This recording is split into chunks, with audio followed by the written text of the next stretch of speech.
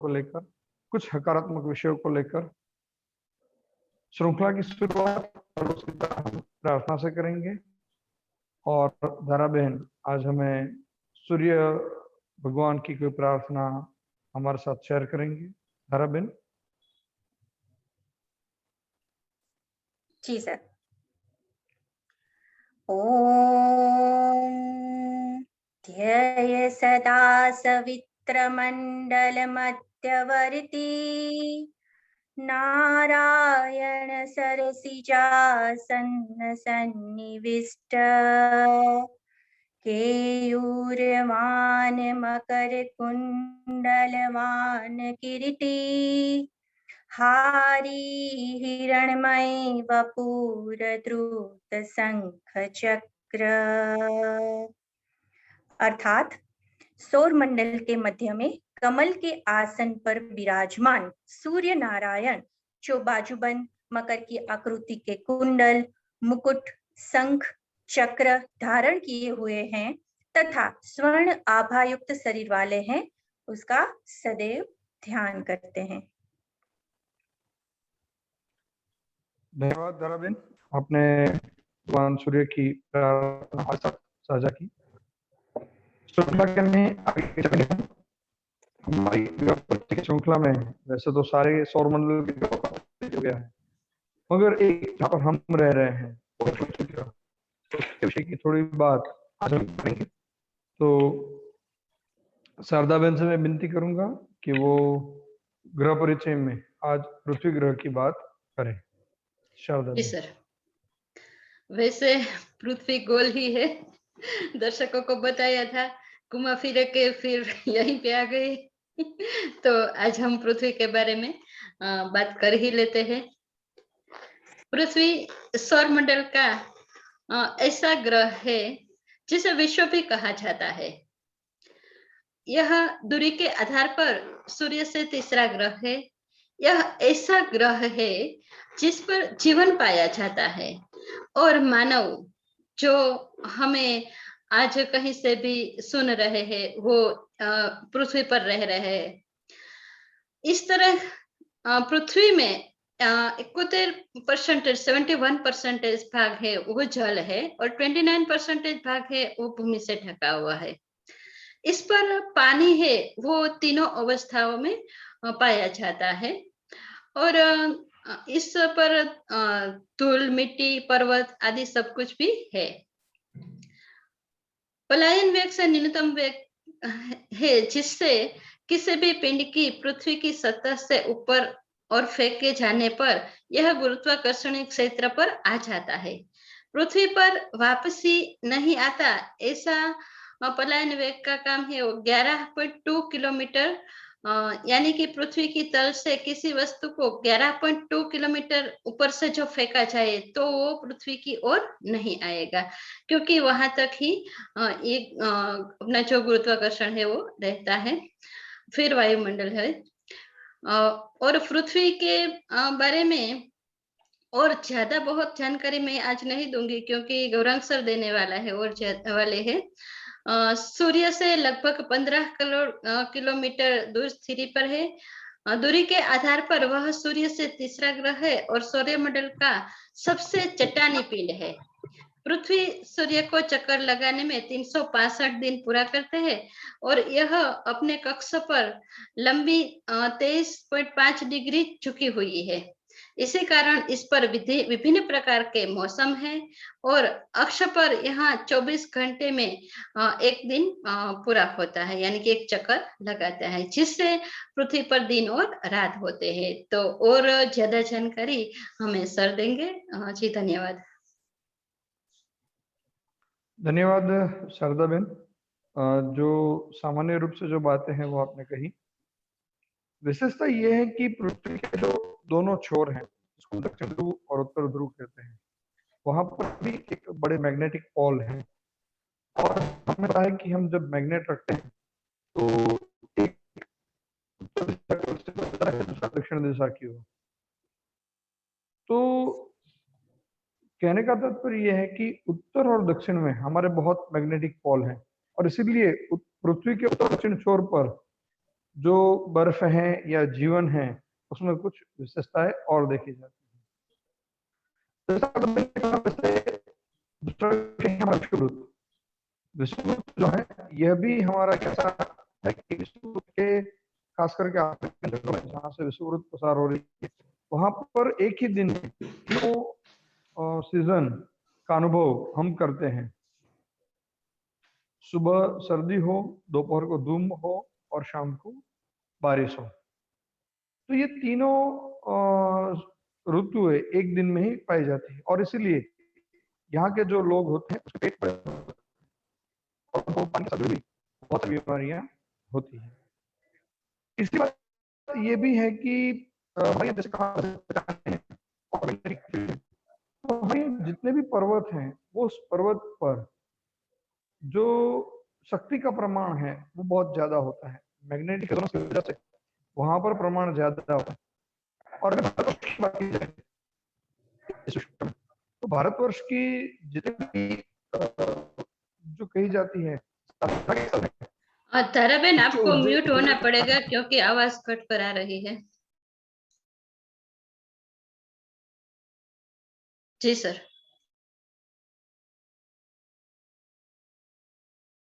तो जो ऊर्जा के जो केंद्र हैं वो सारे केंद्र जो हैं वो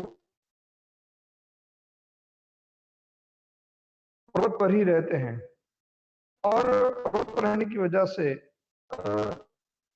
हमारे जो जितने शक्तिपीठ हैं उसमें से ज्यादातर शक्तिपीठ पर्वत पर ही जाती हैं। खास करके अपने शक्ति स्वरूप हमारे जो उपासना में शक्ति स्वरूप माँ को हमने देखा है तो हर एक माता जी का मंदिर है वो ज्यादातर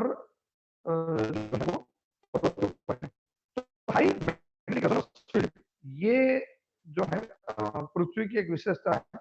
एक स्थान पर आपको ज्यादा मैग्नेटिक मिलेगा, ऊर्जा का स्तर ज्यादा मिलेगा और दूसरे में हो सकता है थोड़ा कम हो।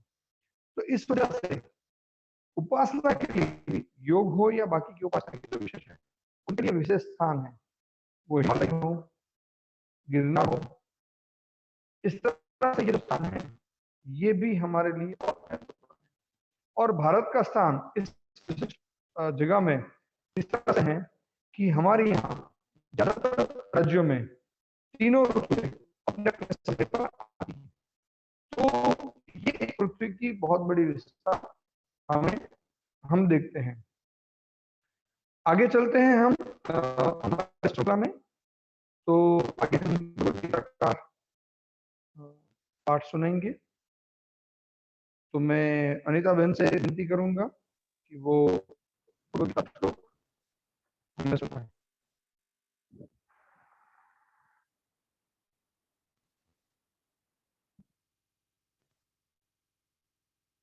सर हरिओम।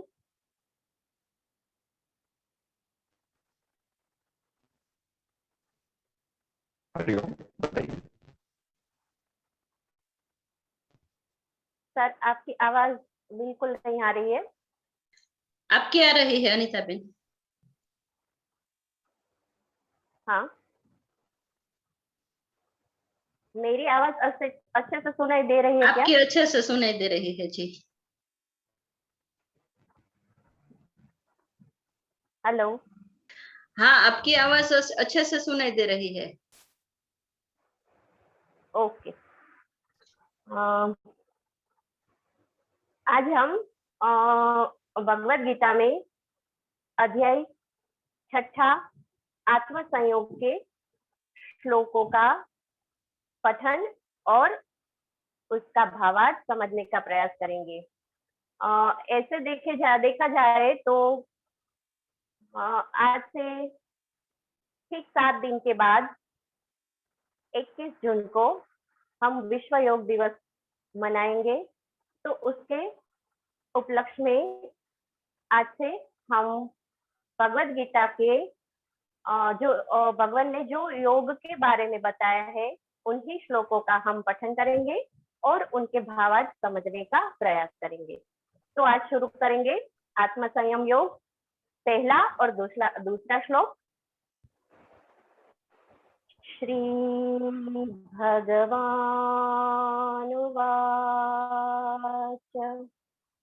अनाश्रित कर्मफलं कार्यं कर्म करोति यः स सन्न्यासी च योगी च ज्ञानी अग्नि न चाक्रियः यं सन्न्यासमिति प्राहुः योगं तं वेत्ति पाण्डव न हि असन्न्यस्तसङ्कल्पः योगी भवति कश्चन।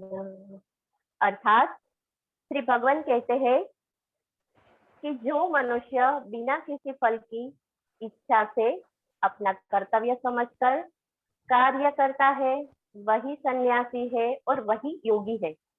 न तो अग्नि को त्याग करने वाला ही सन्यासी होता है और न ही कर्तव्य कर्म को त्यागने वाला योगी होता है।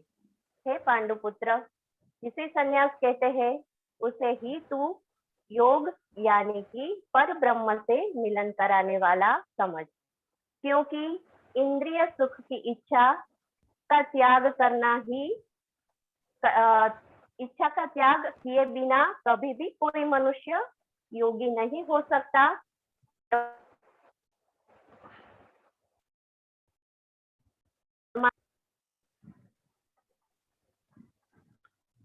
धन्यवाद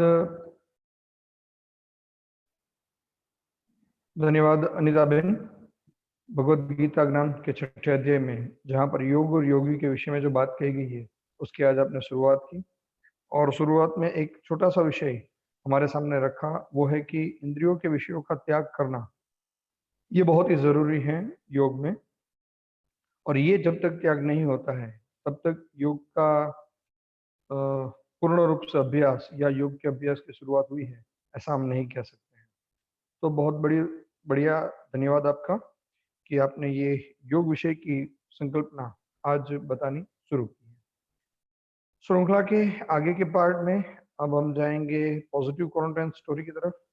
महक बहन हमारे साथ जुड़े हुए हैं, वो आज उनकी पॉजिटिव क्वारंटाइन स्टोरी सुनाने वाले हैं।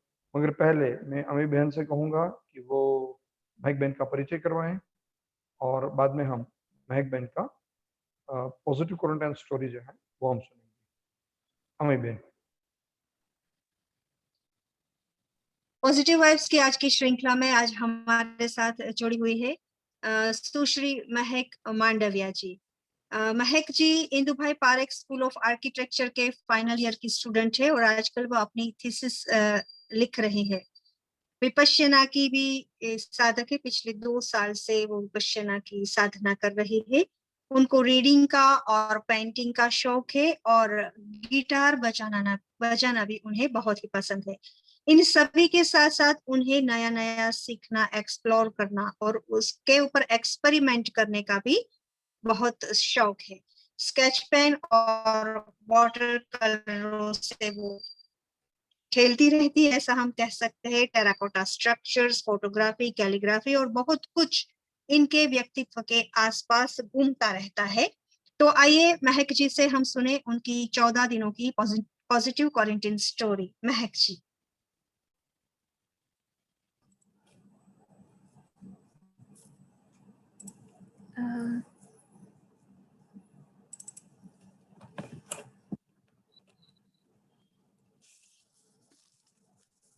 हेलो, नमस्ते। पॉजिटिव वाइब्स श्रृंखला से जुड़े हुए हर एक व्यक्ति को मेरा महक मांडविया का प्यार भरा नमस्कार। और मैं पॉजिटिव वाइब्स के ऑर्गेनाइजेशन टीम की शुक्रगुजार हूँ कि उन्होंने आज मुझे ये मौका दिया अपना एक्सपीरियंस शेयर करने के लिए। तो शुरू करते हैं। तो पहले तो कोरोना। आज हम एक अलग ही दौर से गुजर रहे हैं, एक कोरोना महामारी के दौर से। और हमने कभी सपने में भी नहीं सोचा था कि कभी ऐसे दिन भी देखने पड़ेंगे कि जहाँ सिर्फ हम अपने घर में होंगे और कहीं बाहर भी नहीं जा पाएंगे और ऐसे लॉकडाउन काइंड ऑफ सिचुएशन हो जाएगी। और घर में बैठने तक भी ठीक था कि हम कुछ ना कुछ कर लेते थे फ़ोन के साथ, कुछ मूवीज़ देख लेते थे। पर असल समस्या तब शुरू हुई जब कोरोना के केसेस इंडिया में आने लगे। तो और धीरे-धीरे हमारी नज़र के सामने हमने देखा कि जो केसेस है वो हमारे शहर तक आ गए और फिर हमने देखा कि कोई हमारे सगे संबंधी हैं उनके कॉल्स आने लगे या मैसेजेस आने लगे कि उनमें से किसी को है। तो तब एक जो है एक घबराहट सी शुरू होने लगी कि कहीं मुझे ना हो जाए, कहीं मुझे हो गया तो क्या हो गया, मैं ज़िंदा भी रहूँगा या नहीं, और ऐसे बहुत सारे ख़्याल चलते रहते हैं। तो जी हाँ, मेरी कहानी भी कुछ ऐसी ही है और मैं भी आपके साथ ऐसे ही कुछ एक्सपीरियंसेस के साथ जुड़ी हुई हूँ। तो मेरी स्टोरी स्टार्ट ऐसे होती है कि मैं ऐसे ही यूं ही मेरा थीसिस का काम कर रही थी और एक दिन बुखार आता है रात को और 1-2 दिन के बाद तबीयत इतनी ख़राब हो जाती है मेरी कि रिपोर्ट्स कराते हैं, रिपोर्ट पॉजिटिव आता है। तो मुझे बहुत दुख हुआ कि अरे यार मुझे हो गया, अब क्या होगा मेरा, मैं मरवर तो नहीं जाऊंगी, जिंदा रहूंगी या नहीं। पर ज्यादा दुख तब हुआ जब पता चला कि पापा को भी कोरोना है और उनकी भी रिपोर्ट्स पॉजिटिव आई थी। तो बस यहीं से शुरू होती है ये हमारी क्वारंटीन की 14 दिनों की गिनती। तो पहले तो जो है कि पहले कुछ दिन ऐसे ही निकल गए कि जान पहचान वालों को पूछा कि कौन सी दवाइयाँ लेनी चाहिए, किस डॉक्टर को दिखाना चाहिए और क्या आगे देख रेख रखनी है। तो एक चीज यहाँ पे पॉजिटिव मेरे लिए ये थी कि जो 14 दिन का क्वारंटीन है, तो जो मैं विपासना की साधना के साथ जुड़ी हुई हूँ, तो 10 दिनों का एक्सपीरियंस मुझे ऑलरेडी था कि 10 दिन वहाँ एकदम चुप रहना होता है, अपने साथ रहना होता है, वहाँ फोन लैपटॉप कुछ भी नहीं होता है। तो 10 दिन का एक्सपीरियंस था कि मैं रह पाऊंगी, तो 14 दिन was not a big problem. तो फिर यहाँ से कुछ थोड़ी देर ध्यान करते थे, दवाइयाँ लेते थे, आराम करते थे, ऐसे चल रहा था 2-3 दिन। पर तब अचानक एक दिन झटका लगा कि भाई पापा की तबीयत बहुत खराब हो गई है और उनको हॉस्पिटलाइज करना पड़ेगा। तो एक तो कोरोना, ऊपर से हॉस्पिटल, तो आप समझ ही सकते हैं कि मैं मतलब कौन से स्टेट ऑफ माइंड में होंगी। दूसरे दिन पता चलता है कि जो मेरे बहुत प्रिय फूफी जी है उनको दूसरी बार कोरोना हो गया है। 1-2 दिन बाद उनको हॉस्पिटलाइज करते हैं। तो रेमडेसिविर और ऑक्सीजन के जो टैंक्स है या हॉस्पिटल में बेड अवेलेबल है या नहीं, यही सब जानकारी ढूंढने में समय निकल रहा था। सबके स्टेटस में अर्जेंट हेल्प रिक्वायर्ड देखना जैसे बहुत नॉर्मल हो गया था। एक दिन एक करीबी रिश्तेदार की डेथ की न्यूज़ मिली, तो ये सब बहुत ही डिस्टर्बिंग था मेरे लिए। एक ट्रॉमा जैसा थोड़ा फील हो रहा था कि भाई ये सब क्या है, मतलब अब ऐसा लग रहा है कि सब खत्म ही हो जाएगा, क्योंकि इससे बुरा तो क्या ही हो सकता है। पर बस वही पॉइंट था, वही जो जगह है कि जहाँ मुझे फील हुआ कि यार महक क्या कर रही है, ये सब क्या हो रहा है। और अगर एक तरह से सोचा जाए तो यही तो वो टाइम नहीं है जो तू ढूंढ रही थी कि भाई मुझे ये करना है, वो करना है, मेरी ये चीज मुझे बहुत पसंद है पर करने का टाइम नहीं मिल रहा है। तो क्या हम अभी थोड़ा थोड़ा करके वो चीजें शुरू नहीं कर सकते?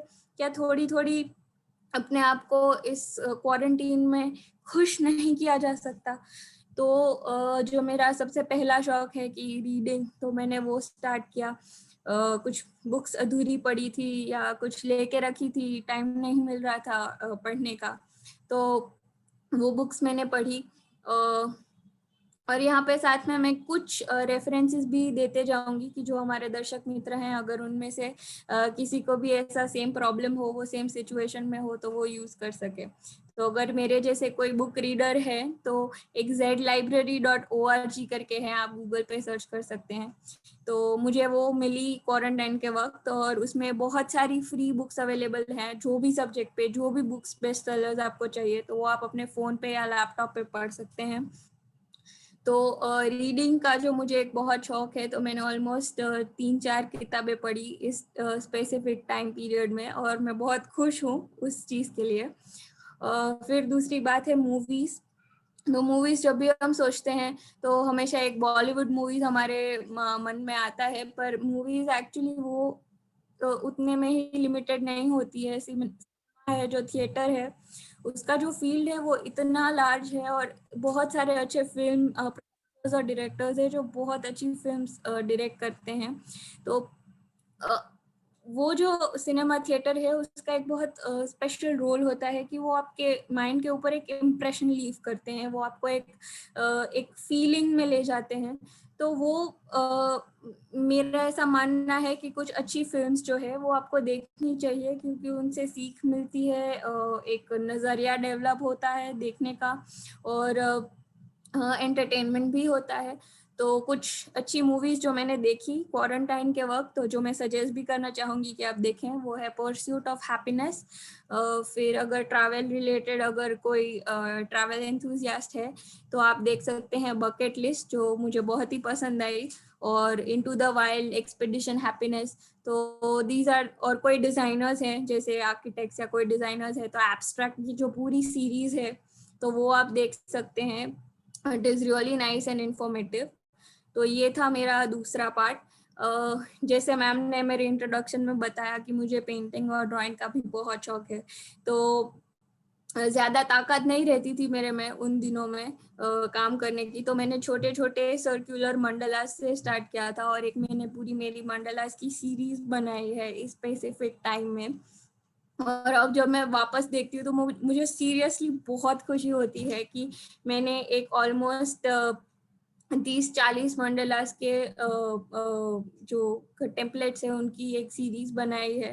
तो आप जिस भी फील्ड में हो, जिस भी सिचुएशन में हो, प्लीज अपने आजू बाजू में देखें, कोई ना कोई ऐसी चीज छोटी सी होगी ही, डेफिनेटली होगी, कि जो या तो आप करना चाहते थे और आपको टाइम नहीं मिल रहा था तो वो आप अभी कर सकते हैं, या कोई पर्सनल डेवलपमेंट की चीजें हो सकती है, कुछ हेल्थ रिलेटेड चीजें हो सकती है जो आप डेफिनेटली इस टाइम में कर सकते हैं। तो मेरी आपसे एक गुजारिश है कि आप अपनी ऐसी कुछ जो आपकी हॉबीज हैं तो उनको करें। मैं कुछ सजेस्ट भी कर सकती हूँ कि अगर आपको कुकिंग ऐसा कुछ पसंद है तो आप रणवीर ब्रार के शोज देख सकते हैं। हिस्ट्री अगर पसंद है तो देवदत्त पटनायक को जरूर देख सकते हैं। मेडिटेशन कर सकते हैं, ओरिगामी या ऐसा कुछ न्यूज़पेपर्स जो पुराने पड़े हो उसमें से बना सकते हैं। तो क्रिएटिविटी के साथ अगर आप कोई ना कोई मीडियम से अगर आप इस टाइम के दौरान एंगेज रहेंगे तो क्या होगा कि जो वो पेन पोर्शन है वो समहाउ कहीं पे एलिमिनेट हो जाएगा, और आपको एक खुशी मिलेगी क्योंकि आप कुछ अलग कर रहे हो, कुछ नया कर रहे हो, और बिकॉज आप वो नया सीखने की प्रोसेस में हो तो वो आपका जो कॉन्स्टेंटली आपको जो दर्द हो रहा है वो आप कहीं ना कहीं भूल जाओगे, because you are doing something interesting, something that you like, and something that is new. तो आई थिंक ये बहुत अच्छा तरीका है इन चीज़ों को मतलब ये टाइम को अच्छे से यूटिलाइज करने का और व्यतीत करने का। तो अब अगर मैं एक कंक्लूजन की तरह बात करने जाऊं कि एक्चुअली जो ये सिचुएशन थी मेरी उसमें मैंने क्या किया, या प्रिसाइसली अगर मेरी जैसी सिचुएशन में और कोई इंसान हो तो उसको क्या करना चाहिए। तो आई थिंक पहले तो सबसे पहले मेन इम्पॉर्टेंट चीज ये है कि जो भी आप जिस भी सिचुएशन में हो उसका शांत स्वीकार करें, कि मतलब आप कितना भी उछल कूद करें वो जो सिचुएशन है वो बदलने वाली नहीं है। तो एक अच्छी एक इक्वेशन है कि result is equal to situation plus response. तो अभी सिचुएशन आप चेंज नहीं कर सकते, जैसे कोरोना तो वो एक सिचुएशन है वो आप नहीं चेंज कर सकते, आप चेंज कर सकते हैं तो क्या, सिर्फ आपका रिस्पॉन्स। तो अब प्रश्न ये आता है कि ये रिस्पॉन्स जो है उसको चेंज कैसे करें, तो उसके बहुत सारे ऑप्शंस है। तो पहला तो ये है कि अपने मन को थोड़ा मजबूत रखिए इस टाइम पे, have a positive mental attitude कि भाई हाँ ये अभी हो गया है, ऐसा ऐसा ही है, पर अब मन को हमेशा ऐसा बोलिए कि ये भी ठीक हो जाएगा, मैं इसमें से भी बाहर निकल जाऊंगी।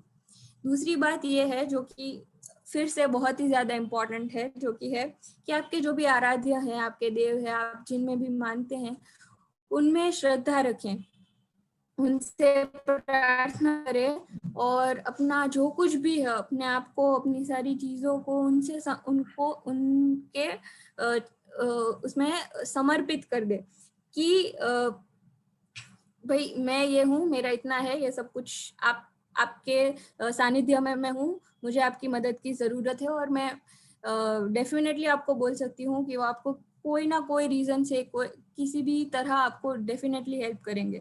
तो आपके आराध्य में श्रद्धा रखें। तीसरा है ग्रैटिट्यूड। अभी अक्सर ऐसा होता है कि हमारे पास जो चीजें हैं, जो लोग हैं, जो फैसिलिटीज हैं, उनको हम हमेशा नेग्लेक्ट कर देते हैं, उनको कदर नहीं करते हैं उनकी। तो वो ऐसा होता है क्योंकि हमारे पास है इतना सारा तो हम भूल जाते हैं। पर ग्रेटिट्यूड एक बहुत छोटी सी चीज है, पर सक्सेसफुल लोगों जो होते हैं उनके लिए हमेशा ये अक्सर पहला स्टेप होता है, क्योंकि जब तक आपके पास जो है उसके लिए आप शुक्रगुजार नहीं होंगे, आपको आगे जाने की पॉसिबिलिटी बहुत कम है। तो जो है, जितना है, उसके लिए बहुत ही ज्यादा शुक्रिया करें। अगर आपका मन मानता है तो डेफिनेटली एक छोटी सी डायरी अपने पास रखें और रोज 10 चीजें उसमें लिखें कि जिसके लिए आप सच में बहुत ही शुक्रगुजार हैं। उसके बाद आता है कि आपके जो मेडिसिन हैं और मेडिटेशन है वो दोनों लिंक्ड है। कि लुइस है जो कि राइटर है you can heal yourself book की, वो कहती हैं कि आपकी जो कोई भी बीमारी है वो कहीं ना कहीं आपके मन के कोई स्टेटस के साथ हमेशा जुड़ी हुई है। आपकी कोई विशिष्ट विचार शैली होगी जो आप कंटिन्यूसली कॉन्शियसली इनकॉन्शियसली रिपीट करते हैं, जिसकी वजह से आपको ये बीमारी है। तो इसका सोल्यूशन एक ही बैठे, मैं ऐसा नहीं बोल रही हूँ कि आप 1 घंटा बैठे, पर 10 मिनट। इससे क्या होगा, आप शांत होंगे, आपके विचार थोड़े ट्रैंक्विलिटी पे आ जाएंगे और आपको थोड़ी क्लैरिटी आएगी आप जो भी काम कर रहे हैं उसके ऊपर से। तो अपने मेडिसिन के साथ मेडिटेशन को ले, अपने मन को साफ करें, तो वो आपको बहुत ही ज्यादा हेल्पफुल होगा। और लास्ट पॉइंट जो कि अगेन बहुत इंपॉर्टेंट है, वो है love and care of family and friends. आप जो भी लोग कोरोना से गुजर रहे हैं, जैसे मैं थी, तो मेरे स्पेसिफिक केस में मैं बहुत ही थैंकफुल हूँ मेरी माँ को, जिन्होंने मेरा और मेरे पापा का ध्यान रखा, मेरे फ्रेंड्स जो मुझे रेगुलरली कॉल करके मेरे साथ बात करते थे, मेरे कॉलेज के फैकल्टीज और इवन मेरे रिस्पेक्टेड गाइड जिन्होंने मुझे बहुत सपोर्ट किया इस टाइम पे। तो यहाँ 2 चीजें समझनी है कि अगर आप ऐसी कोई सिचुएशन में हैं तो आपको जिन लोगों ने सपोर्ट किया उनको डेफिनेटली थैंकफुल रहें, उनको थैंक यू बोलें। और अगर आपके कोई करीबी रिश्तेदार या आपका कोई नजदीकी इंसान इन्हीं सब सिचुएशन से गुजर रहा है तो उनको प्लीज आप कॉन्स्टेंटली उनके टच में रहिए, उनके साथ बात करिए, ताकि उन्हें अकेला महसूस ना हो। जो घबराहट आपको कभी हो रही थी वो उनको ना हो। तो इससे क्या होगा कि इस डिफिकल्ट सिचुएशन में हम सब एक दूसरे का सहारा बनेंगे और एक दूसरे की हेल्प कर पाएंगे। तो इससे अच्छा तो क्या ही हो सकता है। तो अब अंत में मैं एक ही चीज कहना चाहूंगी कि ईश्वर का शुक्रिया कीजिए, उसने जो भी दिया है बहुत दिया है। सच में बहुत सारे लोग ऐसे हैं जिनके पास बेसिक नेसेसिटीज भी नहीं होती हैं।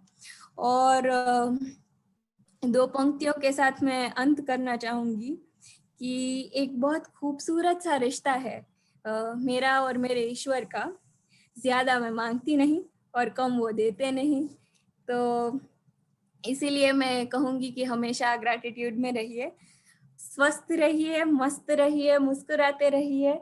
और thank God and I also thank all the positive vibes whole team and the Shrinkhala organization team for inviting me to share my experience in this series, and I'm really thankful to all of you. Thank you so very much. Namaskar. नमस्कार महक Ben, बहुत बहुत धन्यवाद आपका भी।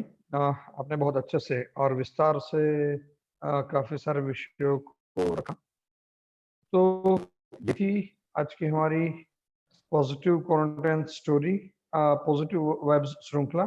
साथ ही साथ तो अंत भाग में हम आज दरा बहन से मैं विनती करूंगा कि हर समय की तरह वो शांति मंत्र का पाठ करें। दरा बहन। ओम सर्वे भवन्तु सुखिनः सर्वे सन्तु निरामयाः सर्वे भद्राणि पश्यन्तु मा कश्चित् दुःखात्। ओम शांति शांति शांति।